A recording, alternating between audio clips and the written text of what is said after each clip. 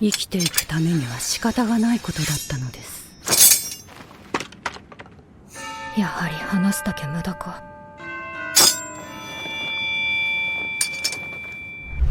In this video, we'll recreate two scenes between Frieren and the Sword Demon, with a focus on the light effect running along the sword blade. This tutorial is designed to be simple and easy to follow, making it suitable for beginners. Step by step, you'll learn basic layer organization in After Effects, how to use keyframe animation to create smooth motion, and how to build a sword light effect that follows the character and matches the visual style of the original anime. All the assets and the final After Effects project file are available in the description below for you to download.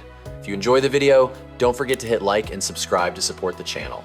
Now, let's get started. Let's start with the first scene, the eye contact moment between the two characters. Even for a subtle eye movement, Madhouse drew 11 frames for the Sword Demon, which really shows how much attention they put into the details. First, enable time remapping to start keyframing the animation. In the original anime, the motion starts at frame 60.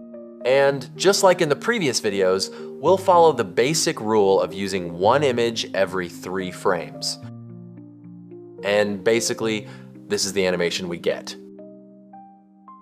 Let's move on to Frieren. Here, her blinking animation only needs 3 frames. We don't need to redraw the entire character for all frames. Instead, we use one still base frame and draw 3 different eye states for the blink. After that, the coloring team combines everything to create the final of them. Just like before, enable time remapping and start adjusting the timing.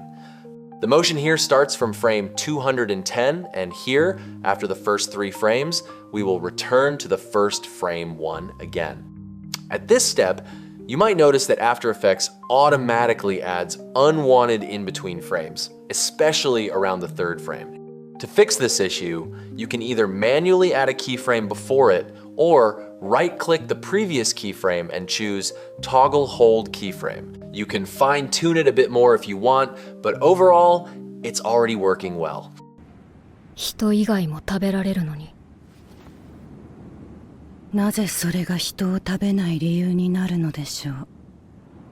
Let's move on to scene 2, where the Sword Demon raises his sword and gets into a battle-ready stance. For this shot, we need a wide background like this, so we have enough space to zoom in when needed. We'll also need the animation frames for the Sword Demon. Here, I've already prepared all 35 frames of her movement. Just like before, we'll enable time remapping to animate the character, with the motion starting at frame 73. However, this shot is a bit more complex. The first 4 frames play continuously, since this is the moment where the character suddenly swings the sword like this. After that, frame 5 starts at frame 82, and from here on, we'll use one character frame every 2 frames. Frames 10 and 11 are handled the same way. For the last 2 frames, we slow things down a bit, spacing them 3 frames apart, like the usual timing. Once everything is done, we get an animation like this, and it looks pretty cool. In the next step, we're going to create a camera pan that follows the character by animating the background's position. But before that, we need to scale up the background and adjust its position so it works properly with the camera movement. In this example, I'll set the scale to around 420 to 460%. Then the motion will start by moving the frame upward and gradually panning to the right. You can use my keyframe values as a reference and tweak them to fit your scene. Once everything is done, you'll see that the movement feels very close to the original shot. Next, we're going to create the light streak running along the sword. First, create a new solid layer and then apply the optical flares effect. In the effect settings, set the position X and Y values to match the center position. After that, change the layer's blending mode to add and enable keyframes for position. In the original anime, this effect begins at frame 134. And from there, I'll manually keyframe the movement frame by frame like this. You can use the mouse wheel to zoom into the timeline and press the page down key to move forward 1 frame at a time to control easier. Near the end, when the character has stopped moving, extend the motion of the final frame so the light continues traveling all the way along the sword blade. Once that's done, increase the scale to around 150% so it fills the screen. Then adjust the timing and add opacity keyframes to make the light appear at the right moment. Once the motion is finished, go back to the effect panel to fine-tune the settings. In the options section, remove all stacks and keep only spike ball. Here, I'll add shimmer and adjust the values until it looks right, then click OK. Go back and adjust the color of the light to yellow. After that, duplicate the layer once more, and in the options panel, remove all stacks again and add streak instead. Tweak the settings as needed and click OK to apply.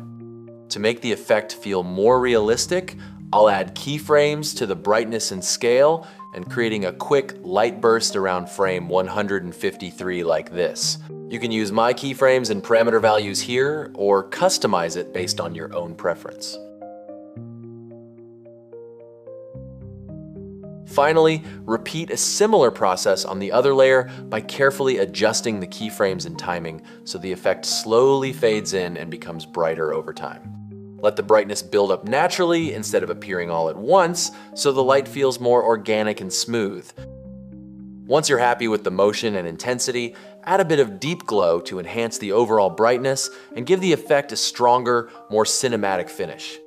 Here, I'll duplicate the layer once more and remove any unnecessary keyframes. Then, right-click and choose Time Reverse Keyframes to reverse the keyframe motion, which gives us a layer moving in the opposite direction like this. After that, move to the keyframes and adjust their positions so everything lines up properly, creating an effect that looks like a reflected version of the light.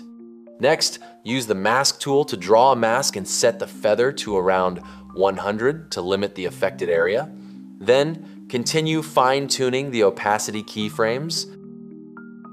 Of course, you'll also want to make a few small adjustments in the optical flares effect so everything blends together nicely.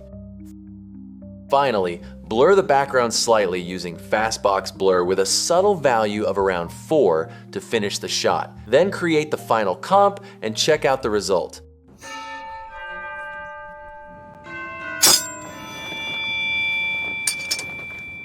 Thanks for watching. If you enjoyed the video, don't forget to leave a like and subscribe.